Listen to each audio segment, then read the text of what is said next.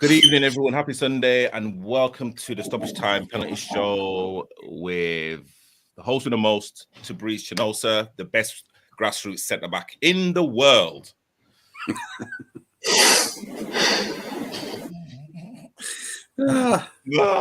I'm far from it.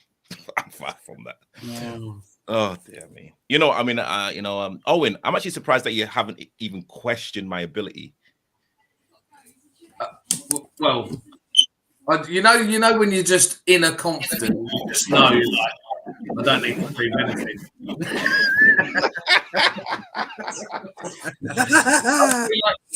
I'll let him say that, but we know inside what the truth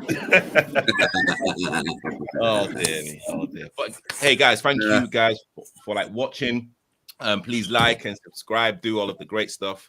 So on the panel today, I have Barry, founder of the Ultimate Sports Network. I have Owen, who's a centre-back wall at Herne Bay. And at the top, his debut, I have Paul, who's actually part of the Stanley Matthews Foundation. How you doing, Paul? Good, yeah, good. Very nice to be here. So thanks for asking me along. Oh, no problem. Could you just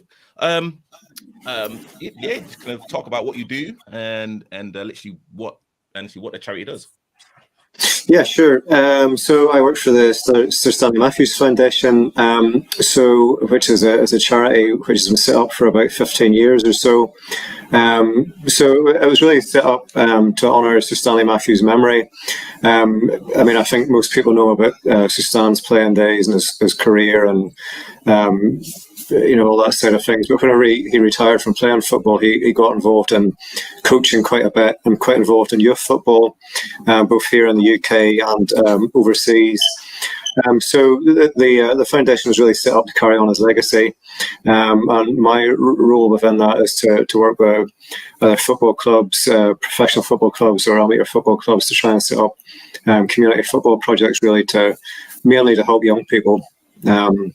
So we've got quite a few set up here in the UK, and we've also got other projects set up in places like Uganda, Ghana, India. We've got a new project over there. So yeah, that's kind of what I do. It's quite a nice job.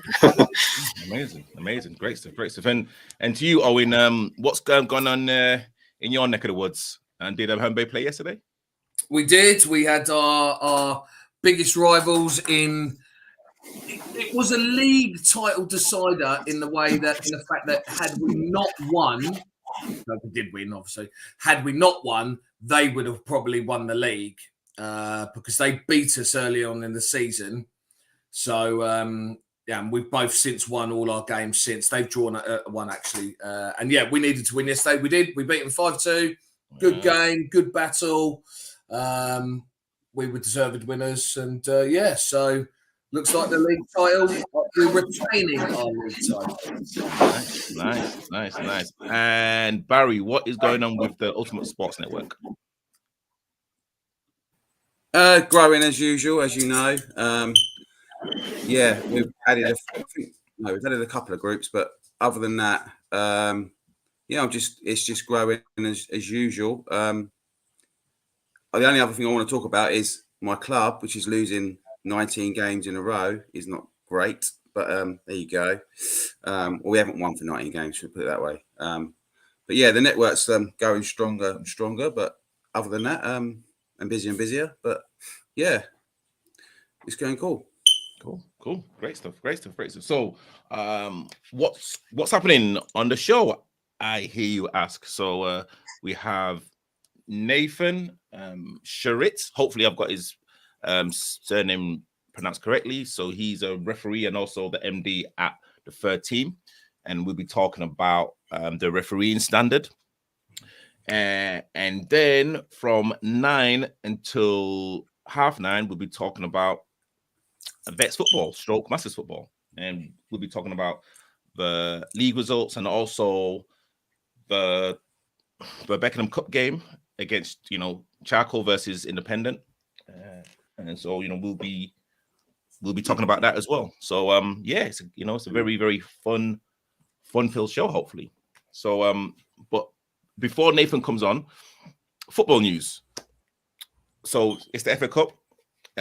Palace beat Everton 4. Was it 4-0? 4-0. Yeah. 4-0. Was it? And literally, what is kind of everyone's opinion about what Vieira is doing at Palace? I'll dive in there if you. He's doing fantastic. I mean, in particular, I think they've got arguably the best, most exciting youth player at the moment, that Elise. He is. I mean, he looks. There's so many really quality, and typically a lot of them left-footed players, like youth players. Obviously, your Foden just jumps out. You've got that Dewsbury Hall. You've got that Cole Palmer at City as well.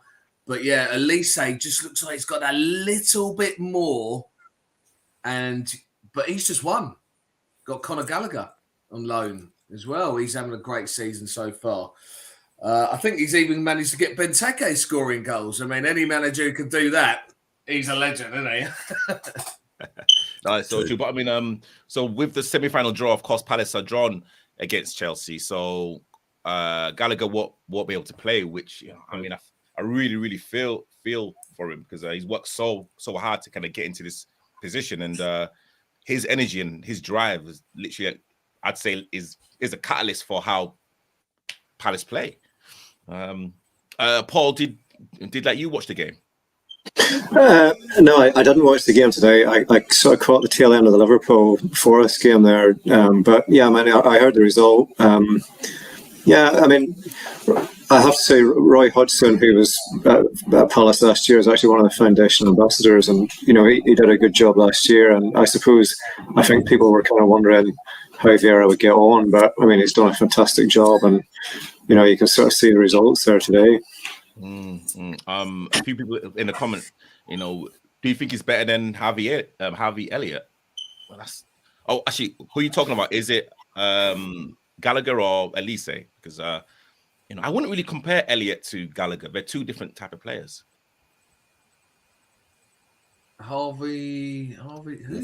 That's for Liverpool. Oh, the Liverpool player. Yeah. Oh, the lad broke his leg, didn't he? Yeah. I haven't seen much of him to judge him really this season. Yeah, absolutely. I think Elise's been there and about and getting better and better and really effective. So yeah, just by purely his appearances, he's got to be he said best youth player. And the Liverpool result, yes. Yeah, and the Liverpool result, Liverpool, no, not the Forest 0, Liverpool won. Semi-finals against City. I would love to get everyone's score predictions and why. And I'll start with Barry first. Oh no!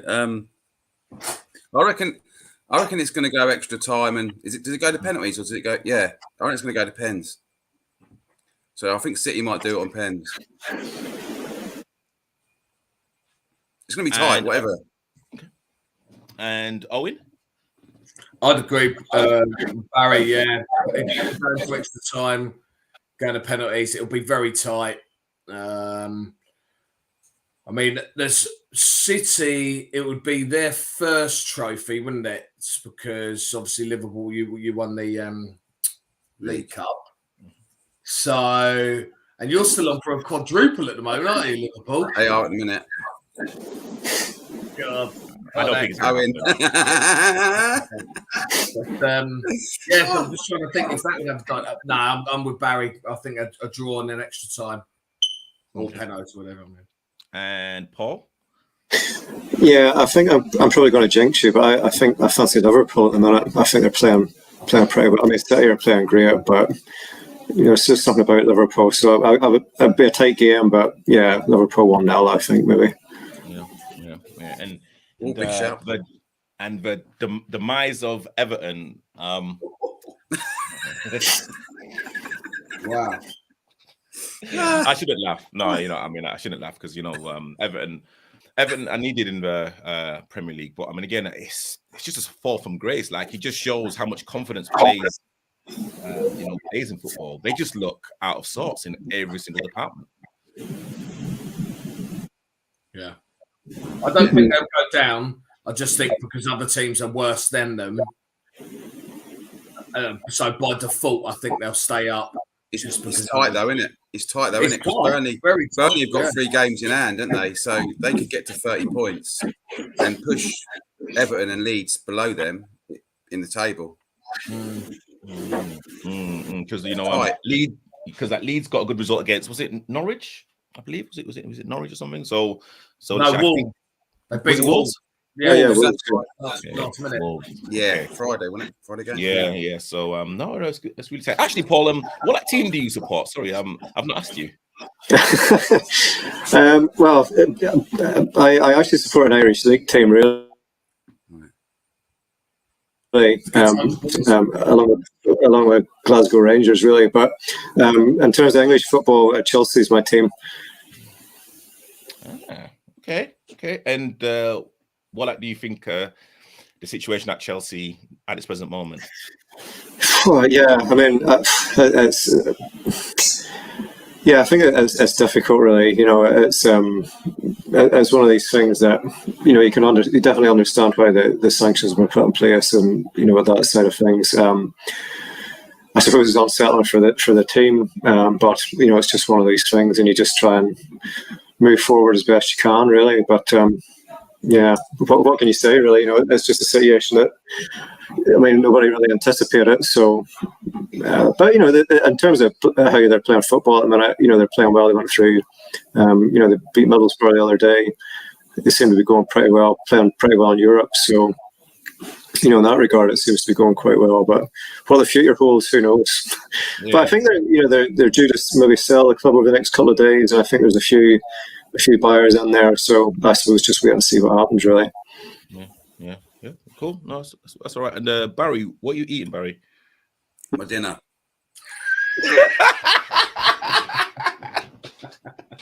That is.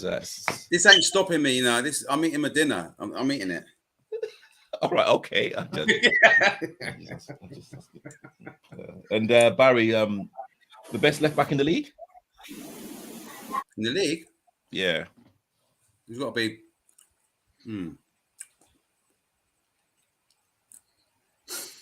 Who plays the Liverpool left back? Yeah, it's a Scottish guy, Andy Robertson. Yeah, him. Andy Robertson. That's what I reckon. He's got to be up there, isn't he? Has to be. And Owen, for you? Pains me to say it, but I'd agree. At the moment, on form, Robertson is the best there. Clearly, I do rate Shaw, but he's been injured. He's been inconsistent this season. Cancelo's up there, obviously, but yeah, I think Robertson's the best. Cool. And Paul, the best. Actually, for you, the best left back in the Irish league. Oh, the best. I don't know. I've been away from the Irish league for a long time, so I don't know. I can only really comment on the English league, and I'd say Robertson is really hard to beat. He's a terrific player. So, yeah, there's other good players out there, but yeah, for me, Robertson is definitely the one that stands out, I think. And again, I think people are now talking about how like fullback positions are like literally now the most important positions in any football team in terms of just how they play and literally how dynamic now they have to be. And Owen, I'm kind of going to you. United spent close to 60 million on Wan-Bissaka, who I'm not calling him a bad defender, but he's kind of like a throwback to again the 80s and 90s in terms of how fullbacks used to defend. Are you? And again, I'm kind of linking onto this. So, are you kind of happy with how United are now, buying their players and literally the style of play United are now being taught to play? What's your opinion about that? No, I'm not happy with the standard of the players that United have been buying lately. We don't seem to have an identity. It obviously doesn't help with having the interim manager in doing that, because he can't create an identity just for someone else to come in and go, no, we're doing it something else. So that was always going to be an outcome of it.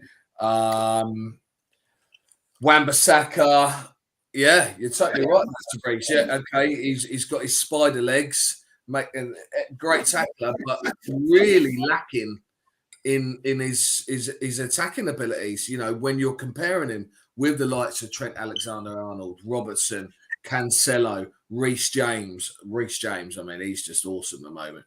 Wan-Bissaka is just nowhere near any of their levels. You know, he's not doing any assists. He's not getting up there. He's not scoring goals. All of those, they're scoring goals, assisting all the time. You look at the dream team.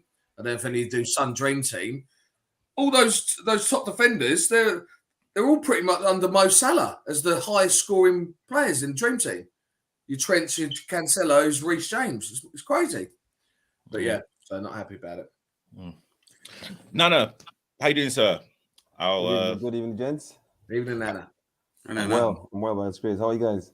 Yeah, I'm good. I'm not too sure about the shirt that you're wearing. What is it? Referee shirt, right? Yeah. Okay. You know, I thought it was, you know, literally, I thought it was the United away shirt. Sorry, apologies. Let me not say anything. Hey, but no, Nana, thank you for coming on. So let me just welcome our guest onto the show. And again, it's hopefully Nathan Sherratt. Hopefully, I've got the pronunciation right, and he'll be literally talking about his career in refereeing and you know, and his business, and then we'll be firing him questions all about refereeing. And again, you know, I think that the title says it all. But hey, before we kind of get to that, I want to welcome Nathan onto the show. How you doing, sir? I'm very good, to Breeze. Thank you very much for having me again. Not a problem. No, not a problem. I see. You know what? I see how like the both refs are kind of actually side by side, so I can see them smiling already. So yeah. I got a feeling this is going to be very interesting. This guy's trying to tease me out, you know. So, Nathan, could you kind of tell like the viewers out there exactly, you know, what you do? Yeah, so I run a business called The Third Team, and we work predominantly with football referees, but also referees and officials in other sports, and also work in sort of education and in sort of corporate workspaces as well, around sort of areas of mental health, resilience, mental toughness, and things like that. And really just got it started because I had an incident in one of my games quite a few years back. It was actually a youth game where one player assaulted an opposing player, and on that occasion, I was quite taken aback at how much it affected me. I was having quite intrusive thoughts and flashbacks and things like that, and obviously for me, I didn't have the support network that I do now. You know, I wasn't working in the adult leagues and stuff like that. Yeah, I didn't have a big pool. I wasn't part of a big pool of referees like I am now. I didn't have as many colleagues as I do now, and friends and people I know in the game. So really, one of the big things that's come of that for me has been wanting to make sure that a lot of referees have the tools to deal with challenges like this, but also have the support networks as well, and we can give them strategies to help them manage their performance on the field, to look after their mental health and well-being, but also to have the support that they need as well from the people around them. Okay. Well, and you know, let me just kind of commend you for like starting up a website and a kind of business. So yeah, that's absolutely brilliant. And you know, let me kind of kick off really. I mean, do you think the standard of refereeing, especially at grassroots, is getting worse? No, it isn't. There's never been a better time to be a referee. There's more opportunities to get into the semi-professional game and then into the professional game beyond that, because there's a lot more coaching than I think there ever was before. Of course, in terms of fitness, law knowledge, stuff like that, I think the situation is better than it's ever been, because I think there's the pressure is higher. You need to know more law. You need to be fitter.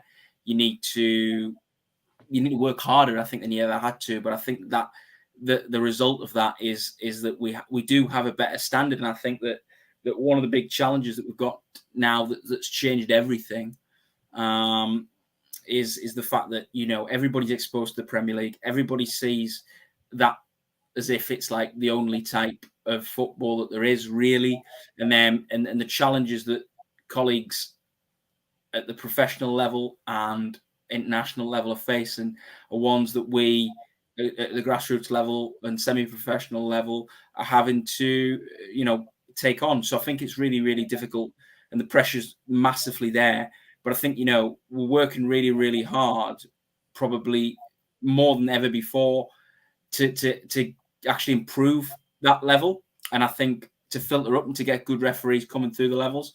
So I think that, for me, there's never been a better time to be a referee, and the opportunities for referees are greater than they've ever been. Cool. Paulo, I would love to get your question or comment. Hi, Nathan. Nice to meet you. I suppose around refereeing, and maybe a broader question, I suppose, is within the context of refereeing, there's support available. But do you think in a general football context that you're helped by the football world, or do you think that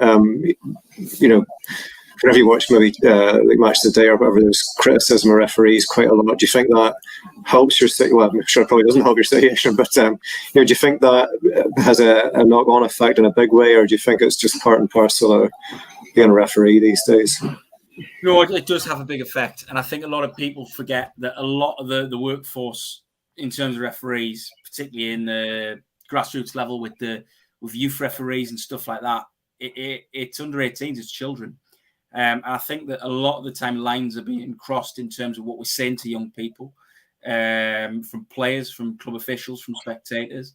And it actually constitutes child abuse at times. So I think people need to be aware of the fact that a lot of the referees that are doing, little Johnnies under 11s or little Johnnies under 9s, they're actually children themselves. And that a lot of the abuse that they're getting from the sidelines, from parent spectators, from club officials, even from players, is child abuse. And I think that, we have to call it for what it is. I think when you're talking about what gets said on Match of the Day and on Sky Sports, BT Sports, Amazon, things like that, I think that, it's not helpful, because I think that there is an unbelievable level of pressure that is being placed upon referees at the moment. And I think that, there's between sort of 37 and 46 cameras at every Premier League game, which makes it look really, really easy for the television spectator. But I think a lot of the time you've got to remember that the referee will only get one look at it, and is a human being who can, has the capacity to make mistakes. And that is the nature of having a referee who's a human being. You're never going to get 100% of the decisions correct. But as we saw with the study not so long ago, that Premier League referees have got on average 360 decisions to make over the course of 90 minutes, and they're getting sort of 98+% of them correct. I think that's something that doesn't get talked about enough. And there's things that irritate me as well. Like certain pundits will point out that England didn't have a representative at the last World Cup. Well, yes, but the reason for that is because we did have Mark Clattenburg, and he chose to leave his position, and he was our representative. So therefore, because he left his job and moved on to another job, we didn't have a representative anymore. And it's as simple as that. Mark Clattenburg would have gone to the World Cup had he remained a Premier League referee. It's as simple as that. And we've got two really, really good FIFA elite referees that are right in the running to go to Qatar at the end of this year. And it's possible that we may be one of only a couple, or maybe the only nation that may have two representatives, just like we did at the Euros just last year. So we need to bear that in mind. The standard of refereeing has improved and will continue to improve. But I think because there is more camera angles that are almost there to catch referees out, it is making them look a little bit incompetent, but they're human beings who make mistakes. I don't see the same level of analysis when I think somebody mentioned Mo Salah and was talking about right backs before I came on. If Wan-Bissaka shanks one in the back of the stand, we're not replaying that over and over and over. If Mo Salah shanks one, we're not talking about that. But I think there is a little bit of scrutiny over subjective decisions as well that will split a room. And the thing is, we had VAR implemented, and everybody was saying, "Oh, well, it's going to take the debate out of football and this and that and the other." But we have debate over the VAR decision, so it hasn't taken anything away. it's actually added to the game, and there's no doubt about that. Yeah. Shugsy, thank you for joining, and as well, Black Clop, thank you for joining the show as well. I can see Barry and Owen smiling right at the top. Owen, I would love to get your question. Yeah, it's been great listening to you speak so far, Nathan. And again, echoing what Tabri said, kudos on the business. And Thanks. and the question is in relation to how I've understood what your business is set up to do, versus being a referee and all these points you make. Absolutely right. Yeah, we all watch Premier League football, and because of that, we then have an opinion which we bring down into grassroots. They obviously don't have the same infrastructure. Point being, that refs at that level are just copping abuse. It's just copping abuse for 90 minutes. Yeah, I play football still, so I see it. Yeah, and it just makes me think, why do people want to be refs? We're knowing to get to that stage at the top, which is, I'm sure, a very small chance of getting there. Yeah. You're going to have to go through all that year's worth of copying shit every game. Why? Why do refs? Why did you want to get into it? Well, there's a very simple answer, I think, and it's because they love the game, and they love the game, and it's what their skill set allows them to do best. So if they haven't got an unbelievably good right foot, or they're not good in the air, or they don't have the physicality or anything like that, or maybe even they've had an injury previously, which I think there's a couple of Premier League referees now who actually retired from playing because of injury that have been able to get to the top in refereeing. So, I think the love of the game is what makes you feel it that bit less, if I'm being honest. But, I wouldn't be in a job if referees didn't have struggles and worries, and it affected them mentally, and also if they didn't need support for how they can manage situations and manage themselves and get the best out of their performance as well.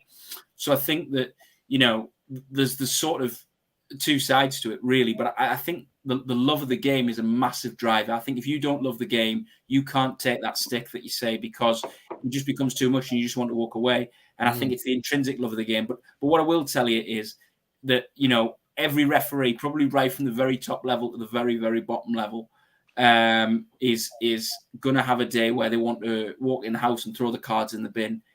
But there's that thing within you when you're a referee that makes you just wander over to the bin maybe after a couple of days and just pick those cards back out and think, I'm going to have another go, And I think I think you've got to want to do it. You've got to love the game. You've got to enjoy making decisions. And everybody is right. You do have to be a certain type of person. There's no doubt about that. It's not for everyone. But I think that, if you are clear and you love the game and you want to be a part of the game, then I think there's no better job, because at the end of the day, you've got the best seat in the house to see some fantastic skill and great passages of play and all that goes on around you when you're out in the middle. Cool. So Nathan, what I've wrote down was Nathan was a very frustrated footballer.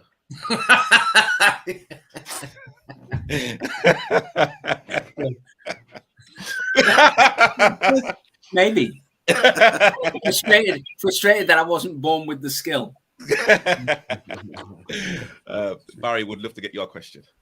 Good evening, Nathan. Barry, okay? All right, mate. I just want to ask you, do you think referees are supported enough by their CFAs and RDOs and things like that? Do you think they're supported enough by the counties? Yeah, I think done.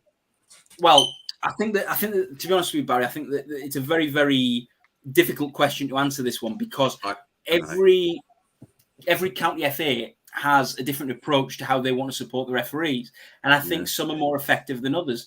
Just like in every walk of life, you are going to have people that are working in the same industry and doing the same things, but are more effective at it than others. And I think that there's a lot of really good people out there that don't get the credit that they deserve within county football associations that are going the extra mile to actually support referees and to give them the absolute best opportunities. But I think ultimately it depends on where the priorities lie and what, how many referees they've got in an area, because, I worked with a county FA recently, and I'm sure they won't mind me saying, Huntingdonshire. I helped them prepare their referees for the cup finals, which are upcoming. Did a seminar with the cup finals with them, and they're not a big county, But equally, I've worked with the likes of Surrey FA, who've got a massive, pool of officials because it's a much bigger area. It's in London, and so you just have to look at obviously the makeup of the area, the resources that they've got available to them, and everything. And I think it's a very, very individual sort of thing, and it all depends on the makeup of the department and the resources, like I say. But I think there's a lot of very good people who've got heart in the right place that would love to do as much as they possibly could. But there's a limitation to everything, I think. Nana would love to get your question. Hi, Nathan. Hi. A bit of quick fire questions, if you don't mind. So, level just one, Nana. County that you registered with. Shut up to breathe. Yeah. Know I can take over your show. Yeah. Know that. So yeah. So the level you're at now, county you registered with, and also, I mean, I agree with a lot of things that you said. The only thing I probably have a different view is that the stats prove otherwise in terms of people actually wanting to be referees right now. And I think over the last 3-4 years, abuse has skyrocketed. I totally agree with you. Totally agree with you on that. And a lot of referees have packed up their boots per se, or whistles per se, and not want to be anymore. So it's interesting to find out, which county you are with, how it works around there, to be able to understand where you're coming from. Okay, so really, what my county does is not massively relevant to me, because although it is relevant to me as a referee, it's not relevant really to the work that I do, because a lot of my views are formed on the national level in terms of working with multiple county FAs, because I've worked right down to Devon and Cornwall. I've worked with the counties up here in the northeast, which is where I'm based in Durham, and I've worked with also refereeing departments, national refereeing departments in the home nations, in North America, in Australia, New Zealand, in Asia. And so I've got a broad picture of how things have gone. I think there's no doubt that actually, what we've seen is the COVID caused a big problem with, losing the number of referees that we had. So, but I certainly know that the picture in my county and a few of the other counties that I've spoken to in the last 2 or 3 months is that a lot of those counties are pretty much getting back to where they were prior to the pandemic. And that's what they tell me. So I think that we're probably back to where we were, 24 months ago in terms of numbers. What I really definitely agree with you on, though, is without shadow of a doubt, is that, abuse in the last 4, 5, 6 years has been absolutely rife. And I think that one of the things that I personally have seen, which is a clear trend, is when we had the referendum in this country, it emboldened a lot of people to express discriminatory views, whether they be sexist, homophobic, or racist. And what happens on a football pitch mirrors society, okay? And we are left to deal with it, okay, as referees on a football pitch. So massively what we've seen is cases of racism and sexism and homophobia that all gone up within the game. And that is a clear marker that it is really since that point that a lot more views have been emboldened, and it seems that is why a lot of these things have happened in recent years. So I definitely feel that you're right in respect to the fact that abuse has gone up, and that there's a lot more challenges for us to face as match officials than ever before. I'm coming into my 9th season next season as a referee, and it's only in the last 2 or 3 seasons that I've been dealing with racist incidents on a football pitch. It's only been in the last couple of seasons that I've actually had to send players off for using homophobic language towards opponents and things. It's something that we need to be very, very strong on, and we need to feel that we will be supported if we send players off for these matters and things like that, because we need to enforce the laws of the game and show that it's a diverse game for everybody, and that we can't allow these things to happen. So I think it's really, really important that we look at that and take that all on board. And I do think that, like you say, that has caused a massive level of abuse to increase towards referees. I don't think there's any doubt about that. Thanks, Nathan. I think you speak very, very well. I mean, the points you just raised hit home really, really hard. So thank you for that, and thank you also for the good work you're doing in supporting the the referees from grassroots all the way up. What level are you again? I'm at 6 at the moment. Yeah. Oh, that's amazing. That's amazing. I thought you were like a 4 or something. That's really, No. really amazing. No. Seriously, that's the your insight into the game. The things you're doing, the work you're doing. Like I said, shout out to Breeze. I can take over your show. I was on mute. Sorry, I just realized I was on mute. Your insight and the way you see things, the way you're talking about things, it looks like somebody who's been in the game for a very, very long time, and it sounds like a very higher referee. I'm sure you are very good at what you do, and I could have easily thought you were like a referee, like 4 or 3. So well done. How old are you? What you're doing. Yeah. How old are you, Nathan? 24. What? Haven't you gone on promotions, or because I'm surprised you're still a 6? No, I just to be honest, I went to university and stuff, and I didn't really start taking it really seriously and doing like adult football and stuff until probably I was about 20.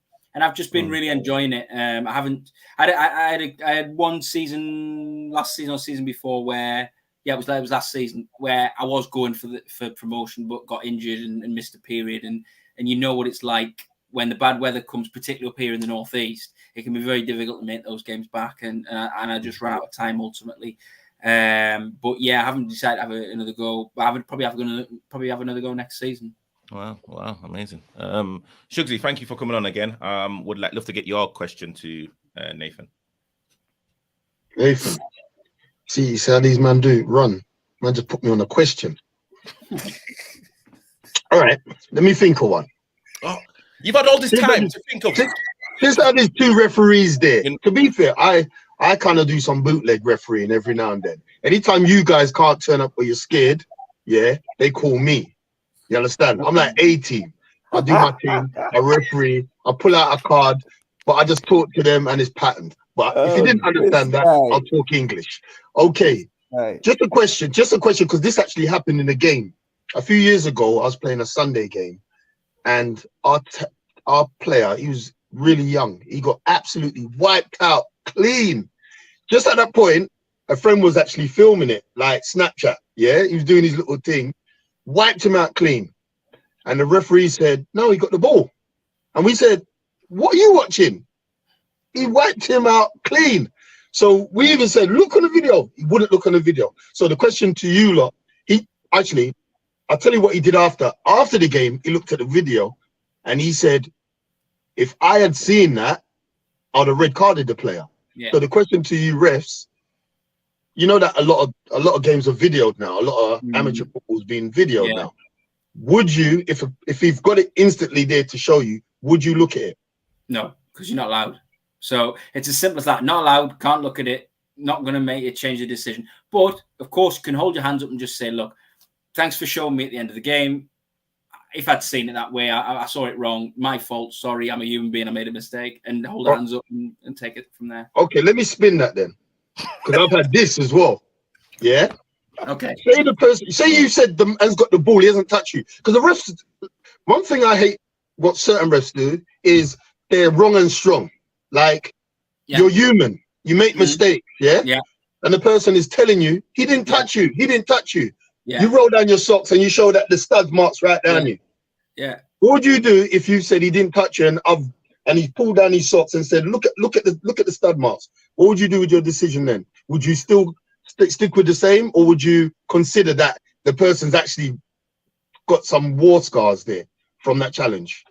Well, okay, let's use the example of you playing on a Sunday morning. You might play on a Saturday on Supply League or Contrib, and you might have got a tackle yesterday and still got the mark from it. So I don't know, you can see it. No, the person's the challenge. No, is in Talk to me. Because this ain't none of you dealing with, you know. No, but what I'm saying is, okay, you can't look at that and say, oh, that must have happened like 20 seconds ago. You've got to be sure. And the thing but you can. Like, say his socks are ripped and everything. And this has happened to me. This is what I'm trying to tell you. It has happened where the person has fouled you. You can see the contact where the rip in the socks are. You can see that is. You know what I mean, the cut has come through. The referee said he hasn't touched you. You're saying, look at the scar. You can tell what's yesterday and what's today. You know what I'm saying? Yeah. So my point is, would you take that into consideration in your decision? Well, I think consciously no, but I think subconsciously yes, because I think, and I wrote an article about this. I think that what you can sometimes have as a referee is you can sometimes look, particularly if a player breaks a bone or something like that, and you see somebody's leg facing the wrong way or whatever, that can subconsciously impact on your decision. Of course. So there was an incident, and I don't know what the makeup of this panel is. I don't want to divide people, but you may have Tottenham fans amongst you. So there was an incident at Everton. Andre Gomez got a tackle with Son, and it was not a red card challenge. But what I'm telling you is that the human element of the referee on that day looked at that injury and thought, I've got to send him off. I've got to send him off. And he's done it. And it's a human reaction that you can sometimes legitimately and with good meaning and good intention put 2 and 2 together and get 5, even if you're a top level Premier League referee. So I think that there is absolutely no doubt that what you see as a referee in terms of the outcome of challenges and things can massively impact on the decisions that you make. Fair play. And I think that's happened again. Like I think United, Everton, Johnny Evans. Sometimes even the mindset of the player when the injury is so bad, it's that red card sort of saves the player, gives the player a breather in the grand scheme of things. To just the player go off the pitch and sort of calm down, if you get my drift. And to come back to is it Shugsy? Shugsy. If I look at that camera or that video, it means that every tackle for the rest of the game, I have to look at it, and that's going to be mad. Fair play. Yeah. Fair play. So that's the reason why I wouldn't. Black Clock would love to get your question for Nathan. Your microphone's off. I sort of mirror what Nana said. You speak very well. You address subjects that some people sort of go around. So my question to you is, do you think that FA and the local football associations take racial discrimination of refs as serious as they do homophobic and other abuses on a Saturday and a Sunday? It's a very difficult question for me to answer this one because no, it's not a difficult one. It's just an honest. Well, it's difficult for me. It's difficult for me to answer it because I haven't had any clients who've told me about racial abuse. Actually, I tell a lie. I have had one, and when I think to working with that client, what his feeling was that when he was I think he was a level 3 or a level 4 referee, and he was going into sort of boardrooms on a match day to meet club officials and things, and he felt that certain chairmen wouldn't shake his hand and he was a black referee, and wouldn't engage with him because of the color of his skin. So I do know that there's that feeling of that discrimination that referees have when it comes to actual reporting of abuse of referees. I don't know and can't comment because I've never had any real view on it or any experience or anything like that when it comes to me talking about incidents that I've reported as a referee regarding players racially abusing each other. I think that what I will say is that particularly in the one case that stands out to me that I had to deal with, that took a long time to actually have the hearing held with because it was being considered at national level before it was brought back to county level. So that makes me think that it is taken quite seriously, the fact that the national FA would look at it and hand the case back to the county FA.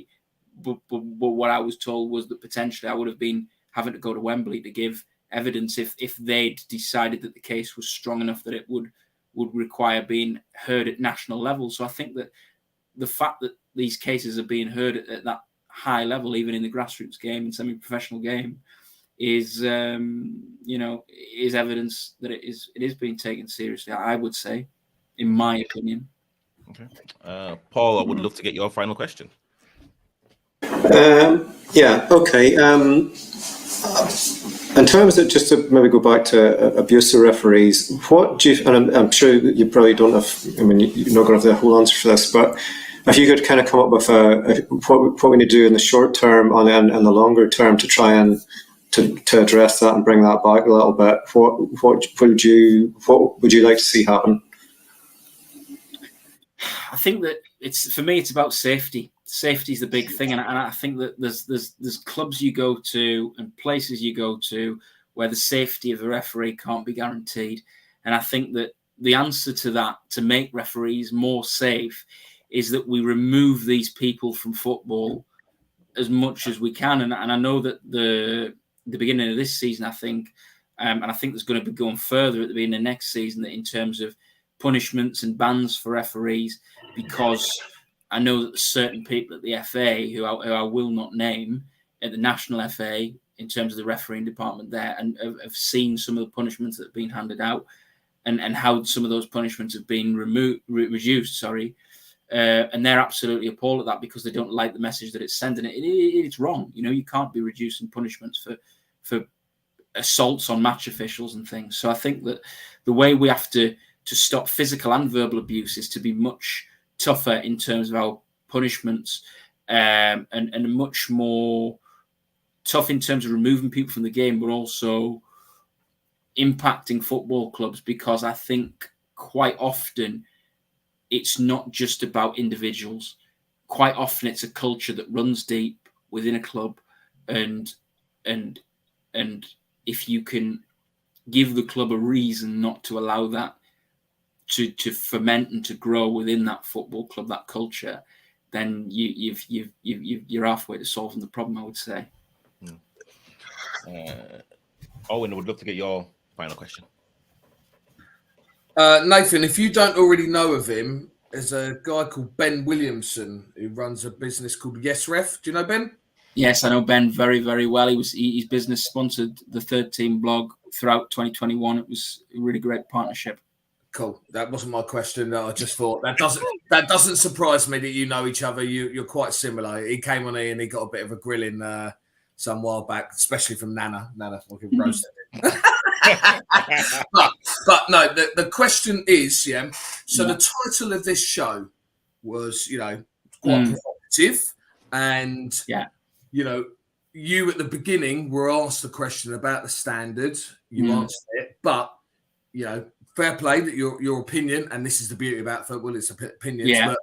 But why do you think there's a perception, whether it's right or wrong in your opinion or not, but there is a general perception, that the standard of refereeing, not just grassroots, at the pro level, has dropped. Why do you think that perception is? Well, I'm very tempted here actually to answer the question with a question, which is to ask you, why do you think the standard of refereeing is reducing? Yeah, okay. So from my own experience, at a top level, it's the chaos and the complete inconsistency of decisions when they're using VAR, when they're not, and when they are using it, still what are the decisions? It's so inconsistent. That's what I think is just causing so much the negativity about the whole refereeing setup. Not necessarily singling out individuals. It's all of that piece there. That's what I think at the pro level. Down at the amateur level, just my own experience, I think it stems, a struggle, as Nana was saying, and he's seen some stats, a struggle to attract new blood coming into the game. So where we are, we're just stuck with, a lot of the same old faces, and there's some guys there who playing vet standard, but they talk to you like you're a child, or they won't even talk to you. That's the worst thing. This whole respect is a two-way street. I'll give respect, absolutely, to earn respect. But if I ask you, without shouting at you, if I'm going to ask you if I could just have a bit of an insight of the decision, and you turn around and go, I'm not talking to me. Don't talk to me. That's not respect. It's not a two-way street. And so that's why I think at the amateur level, struggling to attract new blood, and then the older generation of refs just they just can't talk to you on a level. Yeah. So I think that that's one of the things that you get. I think that it's very much with new referees, they're educated in the way that the FA wants them to referee. Now, I think with a lot of the older referees, because there's no requirement to do CPD and stuff like that, they're not getting that fresh idea and how we want to work going forward and things like that. So I think that can be a problem. And I think that if there was some sort of CPD that was required, as I believe there is for coaches, that I think that it would help absolutely with that problem about what you say, the same old faces. The way I look at it in terms of the way I look at it, and it might make you laugh this, but it's a bit like if you're a priest, okay, you are working with the Bible, and the Bible is a book. We are working with the laws of the game, and the laws of the game is a book.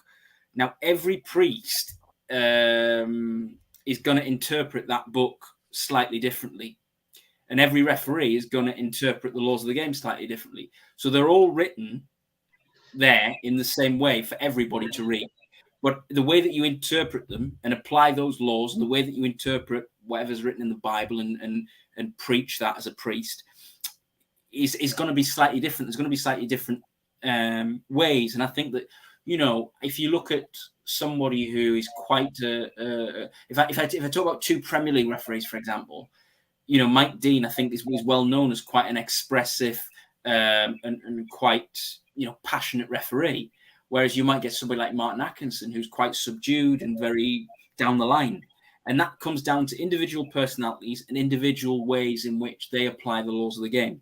So I think that, it all comes down to individuals and the fact that we're all different. We're not robots. And there isn't a referee factory where you come off a conveyor belt and everybody's exactly the same. It's not like if you go and buy a Nissan Micra in the same spec and the same color, you're going to get exactly the same thing. Everybody is different as a human being. We're all individuals. We're all going to interpret laws slightly differently. And I think that's why you get that difference. Barry, would love to get your final question. Nathan, do you think the level of training for refs could be improved, especially around like the mental health? Because obviously, as a ref, you're going to receive a lot of abuse. And how do they prepare refs for that? Because I know you learn the laws of the game, but do they actually prepare you to receive the amount of abuse you're going to receive every game? Well, I think, to be honest, Barry, I think that sometimes they're a little bit hamstrung by that in terms of county level, because they get told what is within the curriculum, if you like, for the basic referees course when you're getting new blood in the building, and they're not allowed to really digress from that. So I think that it's a very, very strict scheme of education, if you like, that's set out for them in that course. And I think that they just don't have the time within the context that they're allowed to actually put things into it, around mental health and well-being and resilience, which is why I think a lot of my clients at county FA level have outsourced to the third team to get, certain key target groups hit in terms of the support that we need for those groups. So I think that, I've helped newly qualified officials who are really struggling to deal with like club officials and parent spectators. I've helped core referees who are really struggling to deal with the pressure of observation and, coming up to a new level and stuff like that. So I think that, and I've worked at sort of other core levels above county level and stuff like that. So we, and then again, internationally working with different structures outside of the English FA, I've worked with specialist groups and promising groups of officials, if you like, in that way. So I think that there's just not enough time, and I think that it has to be an extra thing. And again, this comes down to resources. Like I can't remember which question I answered before, but I said about different counties and things like that. I think that the resources that the FA has in terms of the number of officials they've got and the amount of money that they've got in the coffers and this and that and the other dictates how well they can support their referees ultimately at the end of the day. Yep. Nana, would love to get your final question, please. Nathan, this is a purely referee-based question, if you don't mind. how is your pre-match like in terms of your ARs? How do you set them up? What do you expect from them in the game? I'm a big one for empowering my assistants. I think one of the things I don't like when I work as an assistant at like supply league level and stuff like that is I don't like being told not to do things. What I want to do is empower my assistants and say, look, we're all referees here. And obviously quite often I work with assistants that are higher level than me. When I'm in the middle, I did a game last week where I had higher level. And a lot of that time you just say, look, guys, we're all referees. We know how to make decisions. So when it's in your credible area, let's work together to get it right. And I'll go with you because, you know, you need to make them feel a part of the game as well, because there's a reason why obviously they're operating at the level that they are and they're doing really well. So I think that's one of the big things that we need to do. I think I've had games where I've had assistants that have really lost a lot of confidence and I've had to pick them up at half time and things like that and get them going again. So I think, you know, there's almost that element of it as well. But we have to the big thing that I'm always saying in my pre-match is about let's take our time to get decisions right, because ultimately that's the key thing. A rush decision is more often than not a wrong decision, and just trying to obviously communicate with each other as well, leading downstairs to keep it nice and tidy. In terms of, when I say that for non-referees, I mean having my hands at a lower level so I can give an indication to the assistant which way I'm thinking that we're going to give the throw in. You know, trying to get that view as well in terms of on penalties. I'll be either saying no or I'll be looking across if I've got no idea, saying help. So I think that happens sometimes if you get blocked, and that can happen. And that's another thing that I think a lot of, you know, probably players don't always understand, is that sometimes somebody just run in front of you right at the pivotal moment in terms of when you need to make a decision. So you need that bit of help and support. So I think that sometimes you look at your assistants for that. And again, one of the things that we always say as well, I think, is trying to make sure that we'll all take an angle at a mass confrontation, because I think there's nothing worse as a referee in terms of that. You want to try and get probably 90% of it right if you possibly can, in terms of, as a minimum, in terms of, you know, reds, yellows, and rebukes, as the FA would call them, to get everything right. And get the game restarted, because obviously once the game's up at height, you need to bring it back to a place where your level of match control is satisfactory, really. So trying to work together with that to get everything right. And Cool. if you see something, follow that person. And Shugsy, your last question, please. All right. Keep it simple this time. Give me an easy one, Sugar. Come on. I'll give you a real easy one. How do you deal with those aggressive teams in your face, in your ear? Yeah. Almost like they're basically refereeing the game for you. Yeah. How do you deal with that as a ref? Obviously, the opposition are watching you. So they've called it one way. These lot are in your ear, because there's many teams like that. They're really aggressive. How do you go about dealing with that? Especially if they're using vulgar words, swear words. Yeah. How do you deal with that? I think with foul and abusive language, we're going to send them off. It's that simple. I think when it comes to them telling, I had one last week, actually. I had one last week where a player basically said, it's our throw-in, and just took it. And then I blew the whistle and was like, right, we're not having that. And then they came and just giving me absolute mouthful. So I just binned them for 10 minutes. And their team had to struggle on with one less player, because that player decided that they wanted to referee the game and not leave it to me. So I think there's that way of dealing with it. I think the other way, which I think is probably not going to be popular, and potentially I'm opening a can of worms here, but it's actually just to not allow the teams to play. Every little foul blow. Don't play any advantages. Don't give any opportunity for the game to flow. Just blow the whistle. Just stop it every time. And players will get really frustrated with this. And eventually they'll want to play. And that is when you can you know, loosen your grip And I think that's the thing. So it's easy to start with a tight grip and loosen it. It's much, much harder to start with a loose grip and tighten it. Okay, Love that. Nathan, where can people find you, and what's your website? Yeah, they can find us at the Third Team on Instagram, Facebook, Twitter, LinkedIn, YouTube, and of course the website that you kindly put on screen for me there to breeze, thethirdteam.co.uk. You can go on there, and I'm producing a weekly blog, and I have done every week since September 2019. I think we're on about 230 editions of that now. 130 editions of that now, and that's getting really, really great reviews and really great feedback that I'm absolutely delighted about. But also, absolutely also would love to see more people sign up to the mailing list to receive that, because it comes out every Friday at 5 o'clock. So it's in time for a lot of referees to have a little bit of light reading before they go out to the games on a weekend. Mm-hmm. You know what, Nathan? I think the elite side of football actually need you to actually go in there and actually talk to them about football, because you are very wise beyond your years, and exactly what everyone's saying. Like you. For once, I agree with Breeze. Sorry. For once, I agree with Breeze. Nathan, he usually chats a lot of shit, but for once, yeah.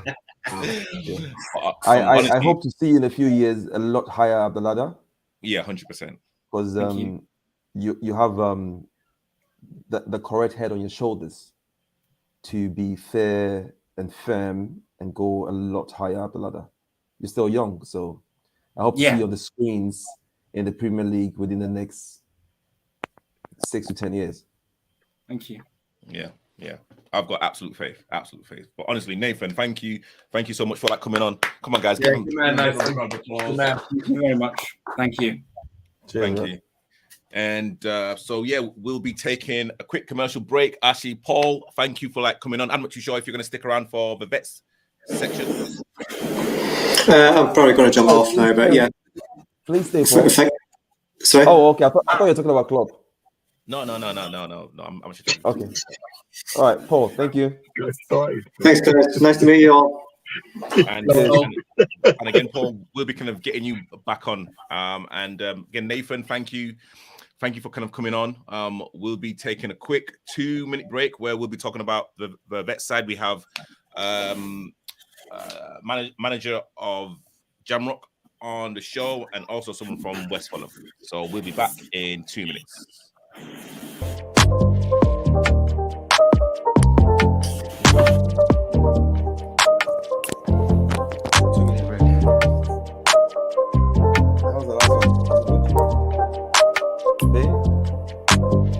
That was the last one. Was it good?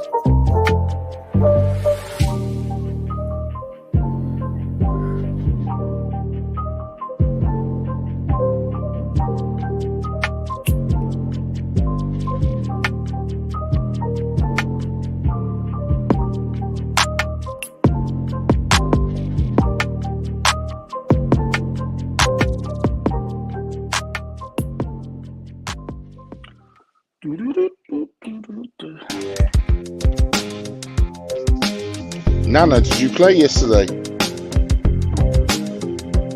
Nana.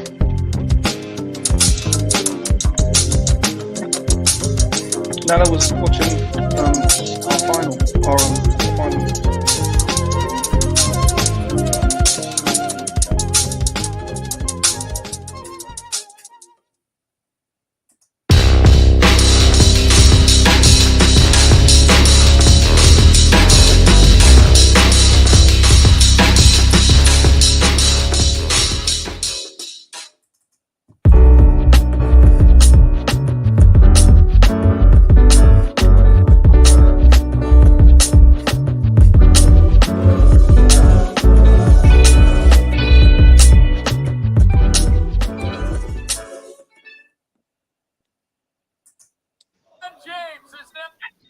All right, welcome back to the show. Again, thank you to everyone that's been tuning in. Again, big shout out to Nathan, to Paul, and also to Barry.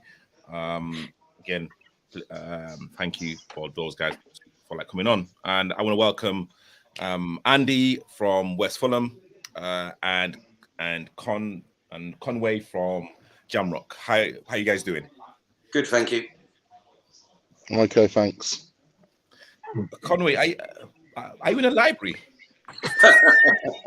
Yeah, and they're laughing. Yeah. Looks like he's in an igloo. Oh, dear. So yeah, let's just kind of go straight into the vet segment. And again, thank you everyone that's been tuning in. Much appreciated. Please smash that like and subscribe button. Andy, let's go to you. You guys played Jamrock in the quarterfinals of the London Cup. Could you kind of tell us how it went? Yeah, I mean, it was a good game between two really good sides. We went 1-0 up, then we ended up going 3-1 down, and then second half we just turned it around and played really well, and a lot of fight and heart from the boys. Oh, come on, Andy. That's I don't know a bit what you short. want me to say. It was a tense game between two good real teams, and it was just you had to be there to believe it. It's because 3-1, we thought it was over. We had a player that unfortunately snapped his tendon as well, so we were worried about that. So, but then the second half, we just, let's say 3-1 down. We scored our second with half an hour to go, and then we just upped it. And it's down to the players because they showed a lot of heart. Because a lot of teams would have just bowed their heads, but we don't know when we're beaten. We're currently the holders of the cup, and we want to carry on. It's because the vet scene. It's only my second year with the vet team, so we're learning as we go, and the standard, especially the league we're in. Conway will tell you the standard. You're getting good football every week, if you know what I mean. It's not, you rarely get a walkover. The standard is really picked up. And do you think you're the best team in West London? I think we're the best team in London. We're the current winners, aren't we? Oh, okay. Yeah, sure. Tell them, Andy. Tell them, Andy. You know what? I feel straight. We're the best team in London until we lose. Yeah, tell them, Andy. Yeah, thank you, my friend. Yeah, true. We're the best. True. And if we don't win it and someone else win it for a year, they can say they're the best. Facts. Simples. Yeah. Simple. 100%. And literally, what was the score then? 4-3. 4-3. Nice. Yeah. And like to be honest, I've always said that West Fulham are the best team in London because you guys won the cup. So why did you ask me the question? And if you know, I know, yeah, hey, you know,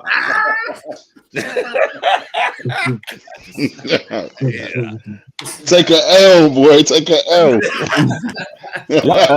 L. Klopp, is this not the team the Independent played last? Is it the season before? No. That was West. No, we've never played West Fulham. No, that was West London All Stars or something. I'm not too sure. Yeah. We never played West Fulham. Owen, what happened in your neck of the woods? Did you guys play yesterday? Yeah, we won our game, so we played our league rivals, and it was a title decider in that had we lost or drawn, they would have won the league. We beat them. We won 5-2. We still should have 2 games left in our league, but there might be a team who's going to fold. If in which case, then we win it. So yeah, it was a good game. It was on our preferred surface, 4G. Jesus. We were 2-0 up half time, and obviously the chat that during the break was, well, the next goal's crucial. We get it. We obviously push ahead.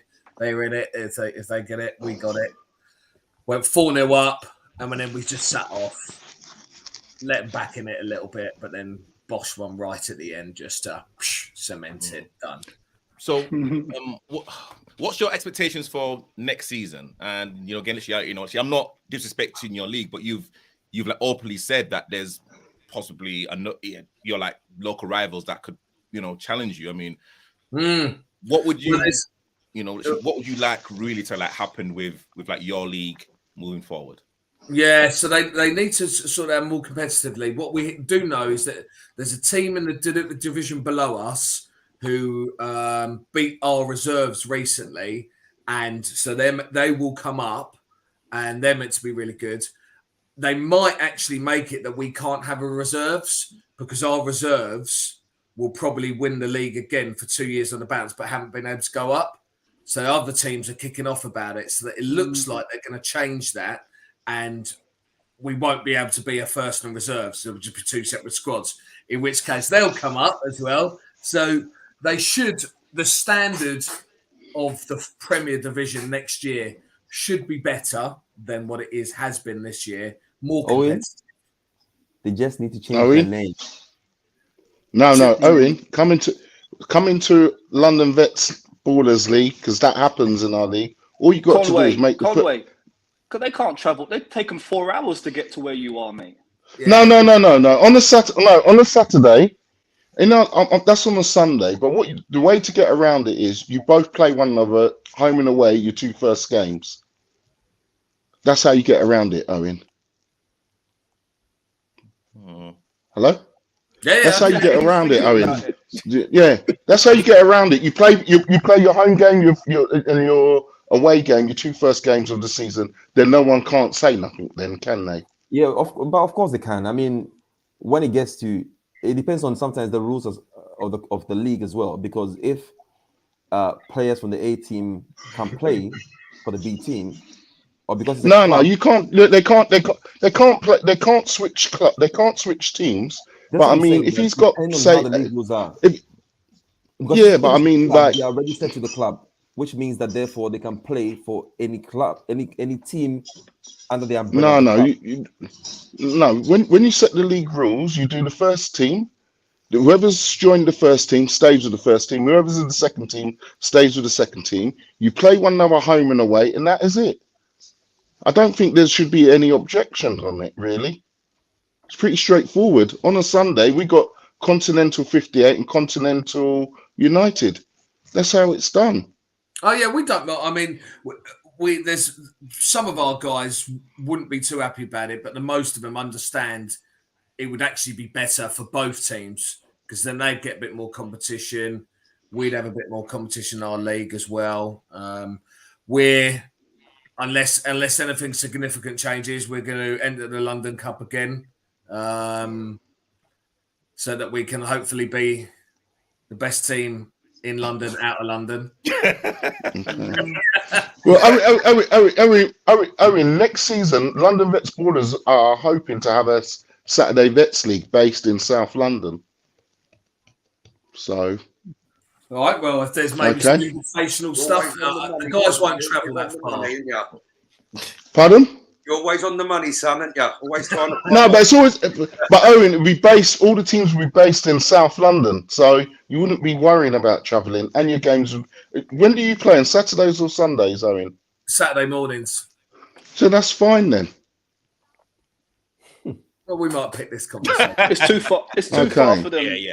I think it probably would be a bit too far. Yeah. How would it be too far if all the teams would be based in South London? We're in Kent. Conway. Oh, sorry. I apologise. Okay. I apologise. I didn't know that. I didn't know that. Yeah. I didn't know that. We played them. Put you up in We played them. We had to take a private jet to get to their ground. That's how far it was. Yeah. I should have saw when I saw something Bay. I should have guessed that you're not in South London. So we're near Margate. Yeah, you know Margate. You must have heard of Margate. Yeah. Wow. Okay. We're about 10 minutes away from Margate. And do you play in? Can I ask you a quick question? Do you play in the Essex Vets Cup? No, Kent, because we're in Kent. Yeah. Okay. Yeah. Okay. Look, give him your the other way would be to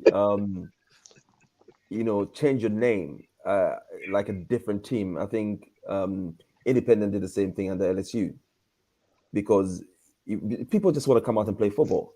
And it gets boring when you're winning the league over and over again with no real competition. So, and I'm sure the guys in your B team are always wanting to test themselves against the guys in the A team. Absolutely. Yes. So they become a whole different team. So, and if the league, the league organizers have any sense, once you change your name, they will accept you into the league, and they won't put you from like the bottom leagues. They'll still put you, say, Division 2 or Division 3, because if they put you in Division 5, for example, it means that you're gonna get score lines like 12-0, 14-0 every week, and nobody wants that. So they will put you higher up in the league so that you can compete. Even if it's Division 2, then at least you spend a year there. If you go to Division 1, then you play against teams of the same caliber as you. You see what I'm saying? That's another way around it, because I wouldn't want to be in the team every year we win it. What's the point? Exactly. That's why we entered the London Cup this year, was to give ourselves better competition. We had a good run in it. I think we went out in the quarters against Sporting Kits. Sporting Kits. Good game.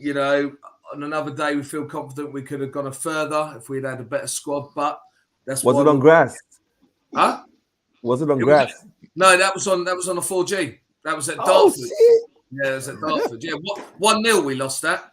When was the last time we played in a 1-0 Vets game? I've never played in a 1-0 Vets game. So it shows how close it was. Yes. And Black Klopp, the game yesterday, Charcoal versus Independent. Could you kind of give us a rundown of the game? Rundown of the game. Okay, so the big game that the whole world was waiting for. I woke up this morning and I ran down to the newsstand to see if it was in the papers, and it wasn't. I can see Andy creasing. I turned on Sky News. Was it on Sky News? It wasn't on Sky News. I'm like, Jesus Christ. Oh, boy. It must have just been a grassroots football game. So let's get into it. So second division side, Independent, and the opposition. Good team. A lot of good players. Obviously, we back ourselves. No matter who we play, we back ourselves. Our mentality is that what we have, our weapons, will cause teams problems. So pitch wasn't the best, a bit windy, but it sort of first half was sort of testing each other out. Wasn't much in it, to be fair. I say if I had just come to watch the game, wouldn't have known one was first, one was second. Wouldn't have known in the first half, to be honest. Match, right? Brought them in, congratulated the players, my players, our players, so well, because the game, it had been long been waiting so long for it, and we've got bigger fish to fry. This is just a sideshow. We've won it 2 years on the trot. We've had our day in the sun. So the league is what we always set out for. From the very start of pre-season, we said the league is what we want. We've won the cup, but we've never won second division. So, and that's what you're matched by. So great first half. Second half, they came out. They started to play a little bit better, higher tempo. Number 8, they have got a number 8 who was a good player. Good player. A lot of them were going down with injuries. Our team is a younger set team, so they go for 90 minutes. Not a problem. They got their first goal, so they sort of calmed down. Obviously, it's a cup game, so you've got to chase it. What's the point in going out 1-0? If you're going to go out. Well, I heard rumours that we were going to get schooled and all that sort of stuff. Yeah. Again, looked in the papers. There was nothing in the papers. So who told you that? Was Charcoal's manager tell you that? Did Charcoal's manager tell you that? I don't know who he is. So, oh boy. So it was 1-0, and they were playing good. They got the goal now, so their confidence is they were knocking it about. They knock it about. you know, very well. They know how to play, talking on the pitch. We had chances. Goalkeeper pulled off a very good save, centre of the goal, but he pulled off a very good save. They were making changes. We had a chance, and they had a break, and they scored their second goal. So that really calmed them down. So we went for it, knocking on the door, but it wasn't to be. At the end of the game, told the guys, keep your chins, because that was a great performance. You know, 2-0. Again, if you're sitting on the line, you wouldn't have known. Don't really look at their results because I'm not in their division, but they're blowing teams away every week. And a 2-0 is not a blow away for a little second division side. So it's not a blow away. It's a good performance. It shows my boys that they can live in that division. It's a little bit of tweak, but it shows that they can live in that division. So now what we've got to do is get our heads down again and go again on Saturday.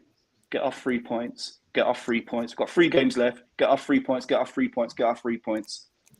And get to the promised land, as Dennis Brown says. Get to the promised land. Our division is very competitive. Very competitive. I think it's the best division in the whole league at the moment. 3 teams vying for it. And when I got home, Santos played Cray Wanderers, and it was a great result for us. So it was a draw, 3-3. So it was a great result for us. So really and truly, it was a good Saturday. It was a good Saturday. You know, had a drink, we had a laugh. I saw Nana, my good friend, had a drink. Yeah, it was a good Saturday. And on the bus stop on Monday morning, nobody will know. If anybody asks, did you win? Yeah, we won. So it's grassroots football. So, you know, we move on to the league. So Reese, no, wait. hang on. Okay, no, wait. Before you have your say, Nana, Shugsy's been waiting patiently. So Shugsy is actually part of the squad. I would love to get your analysis of the game. First of all, I'm wearing the hat to put respect on our name, Independent for Life. All right. I'm actually one of the original members from the Independent when it was founded. I was there. So this was a return. I returned back to Independent in December to a winning side. And many friends in that team from management downwards. I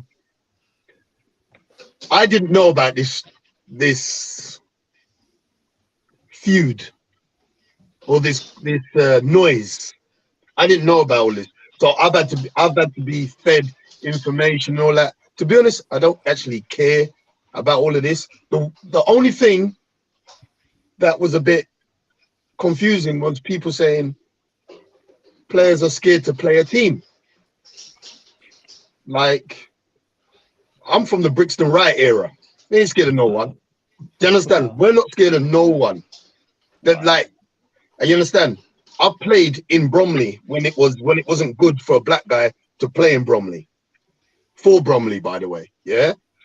So intimidation is nothing. You understand? Like, I was in an era where racist jokes was all right to be said. Like, a man could say a racist joke to you and you just take it on the chin. Do you understand? So this whole animosity didn't make sense to me, because for me it's just football. The only thing I would say with it is people need to understand the difference between banter and respect. Do you understand? Because I can banter any of you, but I'll always still show you respect. I'll never get personal. I'll never talk about your life. I don't know your life. Do you understand? So all of that was a bit confusing, but I don't want to go over what Paul said, because Paul said it. The pitch wasn't good. Nice day. It was a nice day out. I have to big up. You know what I'm saying? I have to big up LSU because they came out to support family and that. Catford came out to support, and even Mandem, I got friends from Hollington, came out support. Funny enough, I had friends in Charcoal. You understand? So I'm like, so it was a nice day out. It was a nice day out. You see it? You want to know about the performance? What do you want to know, Fabrice? I want your okay. POV. okay, like I've known about pretty 90% of their players. I've known about them. I know some of them, and for me, they're just names. They're very good players. They know the game. A lot of them, boy, there's some beer bellies going on there. So they've lived a good life. You know what I'm saying? There's a few beer bellies out there, but they can play ball. Do you understand? They understand the game of football. Yeah. So their brain worked really quick. What their legs couldn't do, they made up for with their brain. So very good side. But my thing was, we don't play any game and get disrespected. We only come out there and get respected. You understand? And I'll tell you this now, we were very competitive, but don't for 1 second think that Independent played great. We just played to a point where they could never turn around and say they walked that, because at halftime, it could have been anyone. In fact, we should have scored in the first minute. Do you understand? Yeah. And I mean, do you understand? We had a lot of opportunities, but you know what? That's football, innit? Anyone can lose to anyone. So I never underestimate any opposition. If we play supposedly the worst team, I'll go into it like I'm playing against the best team. And to be honest, I was proud of the gents, especially defense. You know what I'm saying? Because they had some awkward opposition to deal with. And all five, including the keeper. To be fair, the keeper didn't really have much to say. He had one save in the first half. So the defenders protected their keeper very well. And I have to applaud them. You know what I'm saying? But to be honest, it was a good day out. It was a good day out. We just come out to play football. I have to big up the bench mafia because we was there supporting. You see it? I'm part of the bench mafia, yeah? But we support. We're all part, we're a family. You see, the thing is with Independent, we're not just a football team. And a lot of people say this, we're not just a football team. There's men out there that turn up religiously just to support the team. Do you understand? Our bench is full. Man, them that's ready to go. Do you understand? And they back each other. You understand? So if anyone takes a shot at my player, he's being backed. You know what I'm saying? You take a shot at me. So yeah, man. So it's all love. It's all love. But yeah, it was a decent game. I guess they could have gone a few levels. I think there was a few dodgy decisions. I heard that the first goal was offside. I don't know. I didn't see it, but more than one person said it. One of my friends that was watching from one of the opposition sides, from one of the rival sides rather, said we were the better side in the first half. That's his opinion. He's allowed. You know what I'm saying? The second goal, once again, the referee gave a foul. That was never a foul, but the player screamed so loudly, not going to name his name, screamed so loudly you could have heard he's crying in Peckham. And yeah, he got the free kick. They scored from it, and then the player come up to me and said, see, yeah, my free kick won us that goal. You know what I'm saying? And to be honest, we were chasing the game by them, because at the end of the day, you got to win the game. It's about winning the game. It doesn't matter whether you lose 5-0 or 1-0. You got to win. You might as well just go for the win. We went for the win. They got a goal.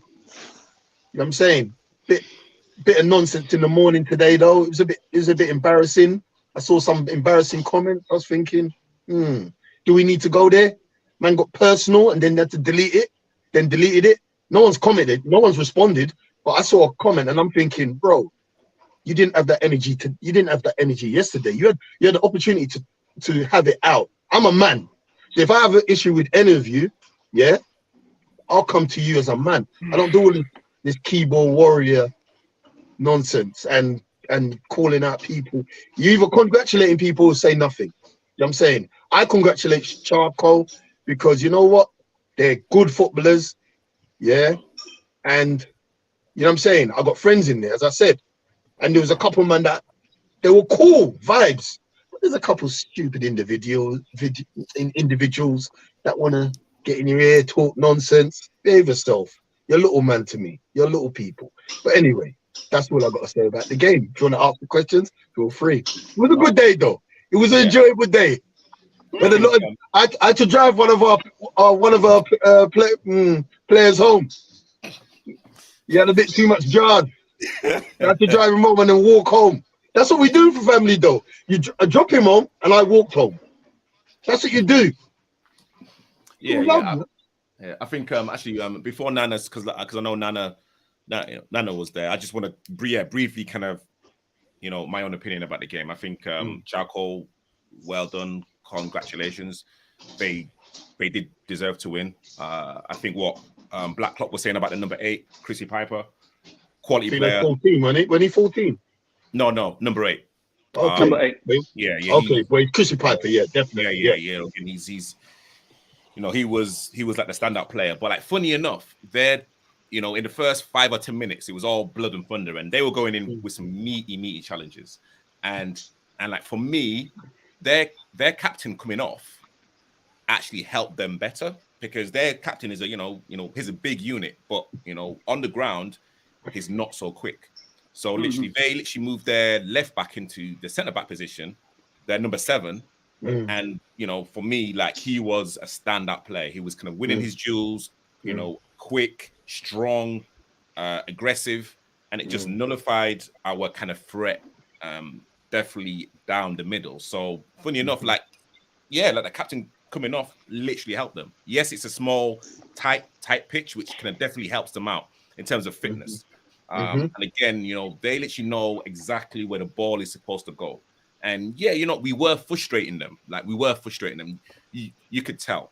However, again, like we're kind of talking about, very special moments in a game, and they took their chances. And again, two like goals that our kind of keeper couldn't even get to, and again, that's the kind of, I'd say difference in that game that we just couldn't take our chances when we had them.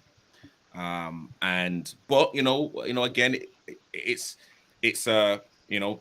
was a very strong performance. But I thought the kind of refereeing was good. Yes, their first goal to me looked offside. However, there was another 2 phases of play before they scored. So hey, like we can kind of complain about that, but what like did we do afterwards? But again, I think overall, the performance was good. No one likes to lose. Let's be absolutely real.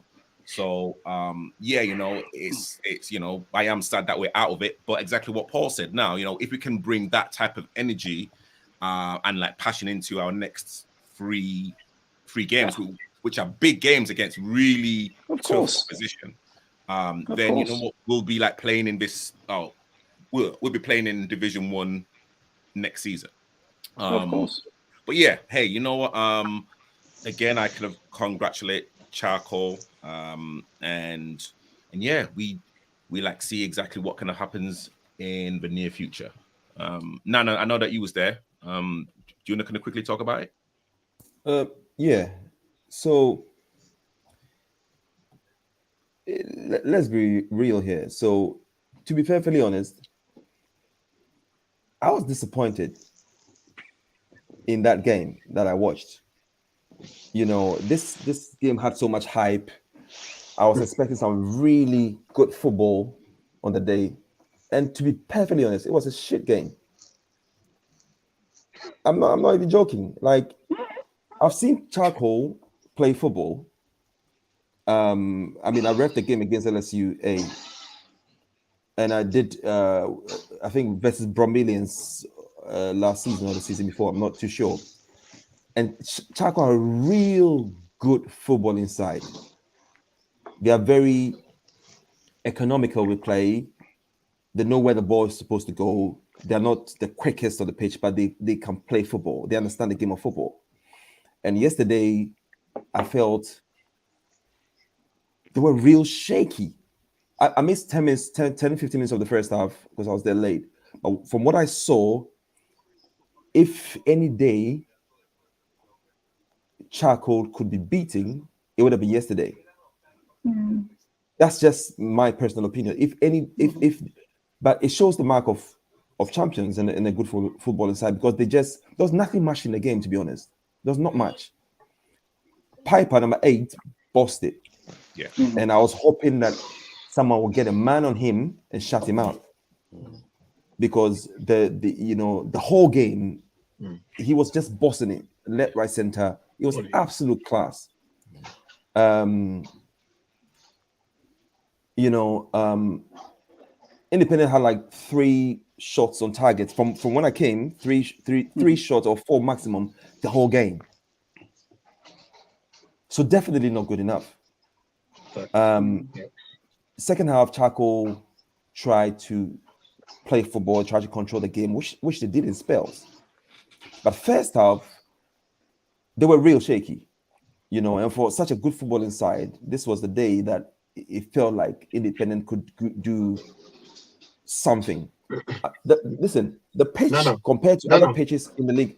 Hang on 1 second, Sexy. Just answer on that question. Why do you think this? Why do you think they were shaky? No, because I'm saying you guys played well when I came the first half. You played well, and they were real shaky. Dash was phenomenal, but he didn't get the service that he gets Needed. that he needs to get to make Charcoal pay. I agree. You know, he was very, very isolated.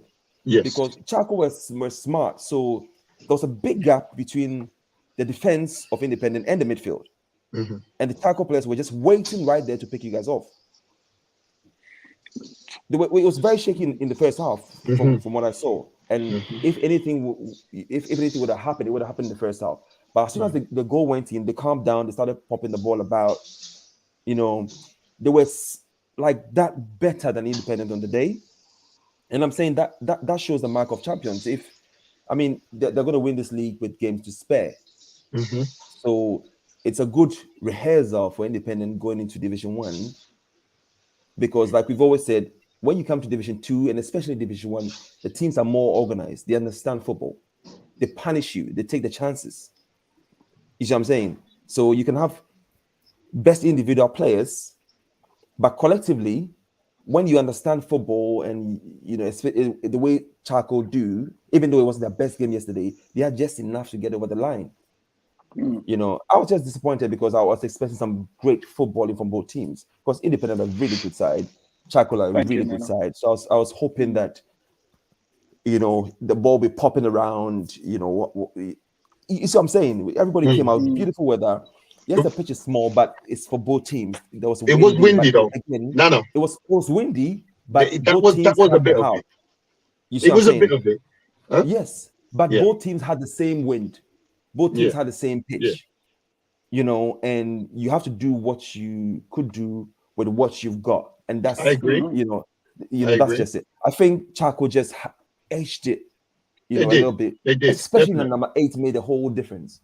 Maybe if you had Nino on from the first half, you know, could have stretched it. And maybe Nels, maybe things would have been different. Yeah, but, could have stretched it a bit more. You know, I mean, my man Damien, love him to bits, but it's shit.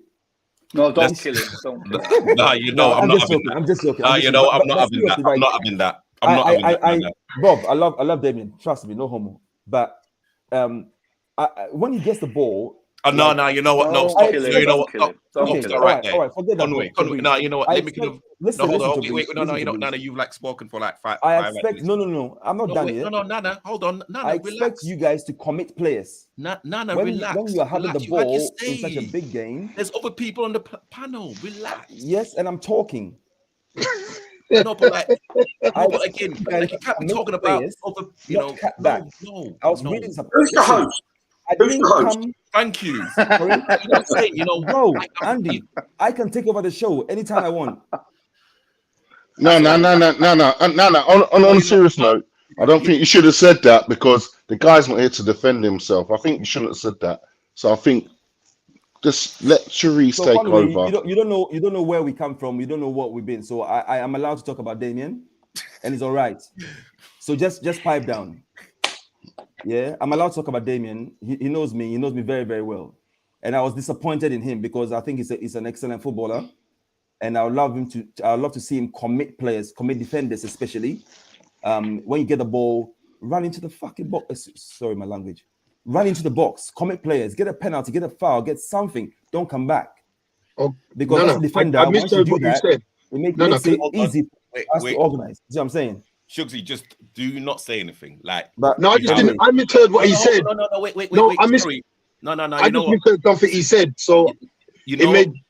All right, no worries. no, we have Andy and Conway patiently waiting. So, like, let's not be rude right now. If you want to talk about this off air, we can talk about. But Nobody's not being right. rude.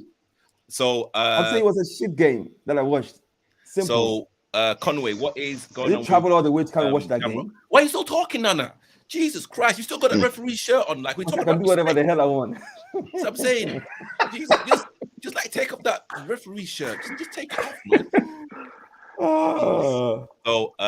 So Conway, what's going on with Jamrock, and literally, what are your plans? Well. Next week, right? We got knocked out of West Fulham today. We got knocked out of the London FA Cup today.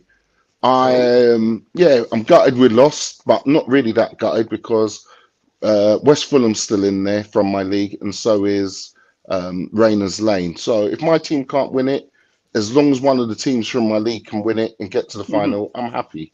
Next week we are in the Surrey Cup. The draw, we have got a team I've never heard of, Everly and California. Never heard of them. No disrespect, just don't know nothing much about them. And West Fulham's got Manor, I believe. I don't know who else is still in there. I think Charcoal's still in there.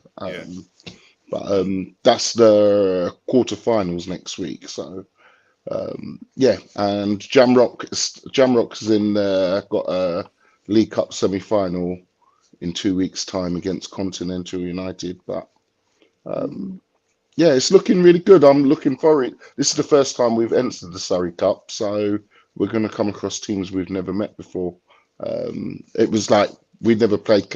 I've heard of Catford. It was good we played them this season. So it's good to play at some teams who are not local. Yeah, cool. And Andy, what additions have you made to West Fulham? Yeah, that's exactly what I was going to ask. Well, I would say we're a lot stronger 1 to 17 now. If I had 7 subs. I mean, as I said, we lost one of my originals that started with me 15 years ago when I started the Saturday Snatches. No one was near him. He just went down. I mean, so yeah, but squad wise, we're a lot stronger now. Even people who can't get a game, if they come in, it wouldn't make it any. The recruitment this year has been really, really good, as I say, and our league, as Conway said, it's a very strong league. You rarely get a few games that you get a thing, but most of all, it's a good, and that's what we want to do. We're all friends. We're not. We've been together, most of us. I'd say the lads. We started 15 years ago for Pearscroft, like that was our original name, and we've just carried it on. And so it's more like as someone said, we go. We turn up, we have a laugh, we want to win football, we have our battles, and after the game we shake hands, and that's it. It's as in the thing, you can't disrespect. You can have your battles on the pitch, but at the end of the day, you shake hands, and that's it. It's done. But don't go on the keyboard. You don't do that. It's just you go and do what you've got to do in it. Bit of respect. I say we're all over 35, so yeah, it's just, you would hope so. Yeah, that is the thing. You just. Today we had there was pushing and shoving. After the game, we all shook hands, and that was it. That's what football is all about. That's all about. You're a young vet side, though, aren't you, Andy? Yeah, I saw the final last year, and you get around the pitch. Yeah, I see that you're as I said, when we play charcoal, the thing with charcoal, you have to match them because they do try and intimidate you. Yeah. But you just got. You get past that and you give it to them back. That's how you do it. That's what we found. We started very slow against them in the final. I saw it. The second half, we fired a better team. You just rolled it. Yeah. And as well, on Wednesday, the 13th of April, Jamrock will be playing West Fulham in the league game. Oh. So that will be very important, that league game. Yeah, we need to win that one.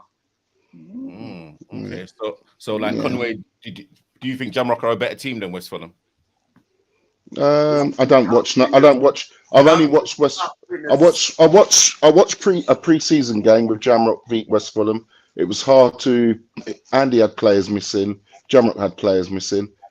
Every Sunday, I don't go and watch either team, so I just couldn't No, the It'd standard. be just hearsay. I don't go and watch. Even like today, I wouldn't go and watch it. You know, so it'd be very unfair for me to make a comment. But the league table never lies anyway.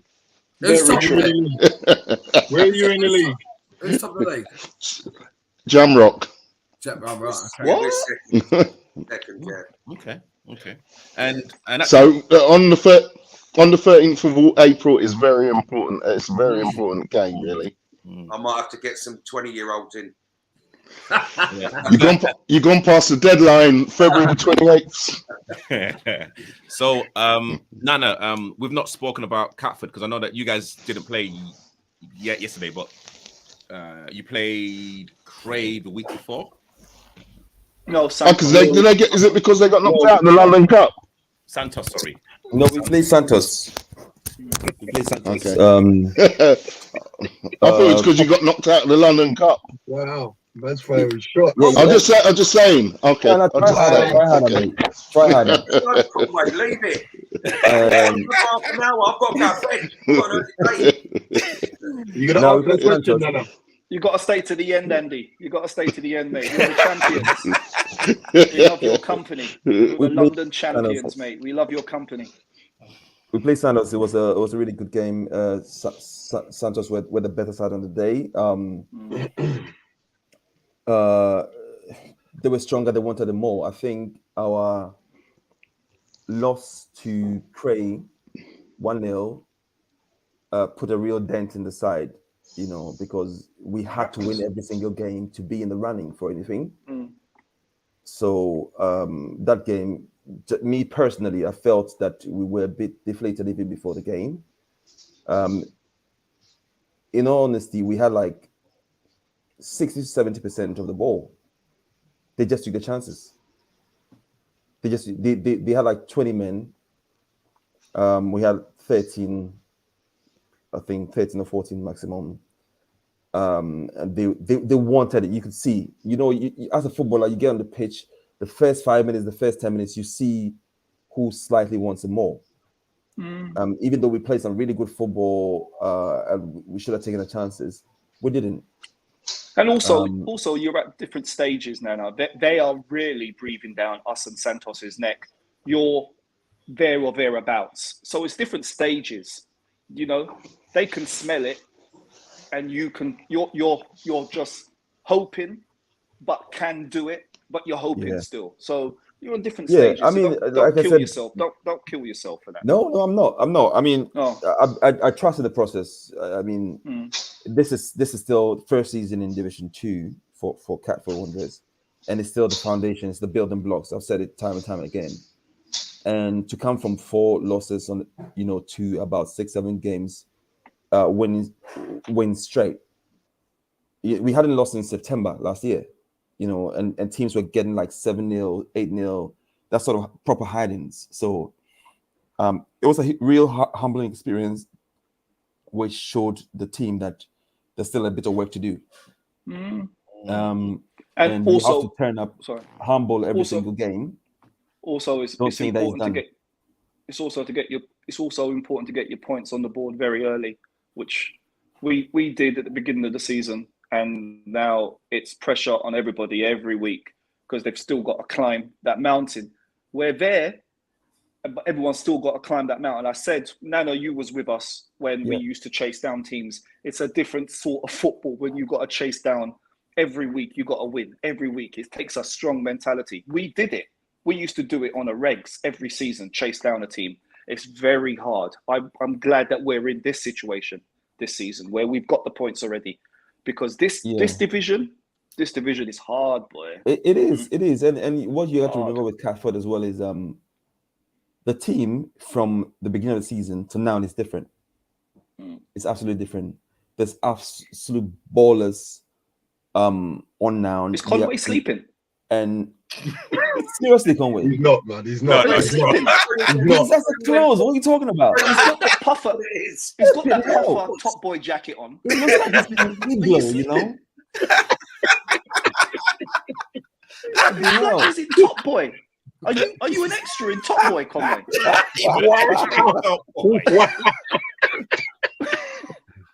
You see, he doesn't realize his You're in your microphone is yard off. and you've got the He was puffer asleep, jacket man. on, Conway. You're in your yard, mate. Shocking. No, he's at the Yo, library. hey, Let's, Black Clock. let's leave Black him. Clock. Yeah, let's, Energy prices have gone up high, you know. So he's got to keep warm. That is true. That is you true. know, yeah, but yeah, like I was saying, this is it's building blocks, it's a foundation. I'm happy where we are now. Teams know of us now. I have no doubt in my mind that next season, you know, I'm confident in saying that we would win this league with games to spare. I have no doubt in my mind.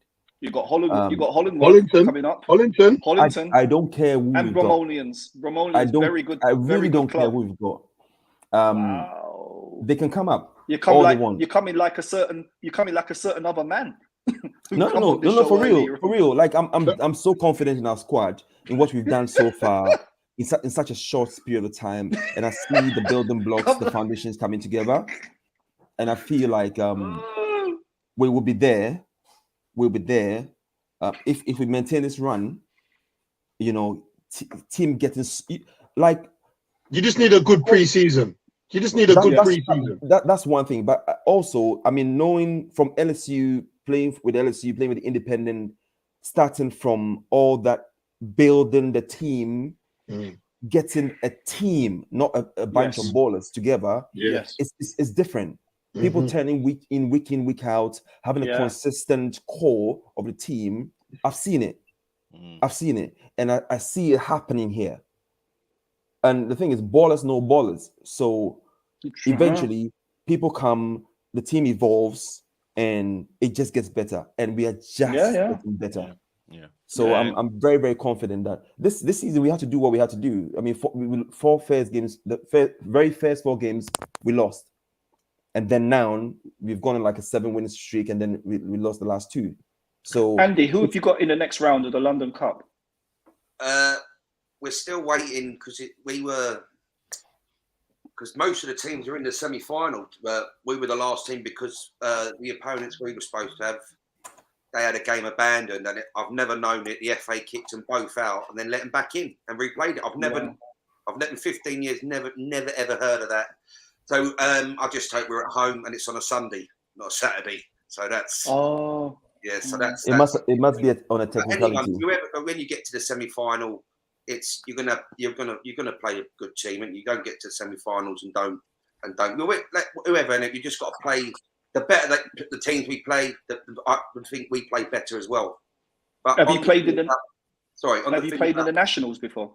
No, we're in this. We've only been a vet side. Must be 3 years, and we had the COVID. So I'd say 2 proper years we've been a vet side. Like, but as I say, the standard. But going back to the thing, it's all about the squad with vets, because you get injuries and like someone to get a not where it used to thing, and it is I'm lucky as the man said, and I said it's good players, no good players, but you can bring. But it's also about the personality of the player as well. Yes. I mean, I've had some really good players come, and you put them in the team, and it's not a mix. They just don't fit in. We're all friends, if you know what I mean. You've got to come in, as the man said, if it goes off, you all go in. It's like you all go in. It's not one going, it's everyone going. And that's, I think some people just can't handle that. And they come, they're really good footballers, but they just don't mix with the group. And you can't have the one individual. It's got to be a team game. Yeah. Breeze, Conway woke up and he was trying to speak, but he was on mute a few times. Conway, you're on mute, so I can't unmute you. You've literally muted yourself. Yep. Apologize. Sorry. He's back. He's too cold.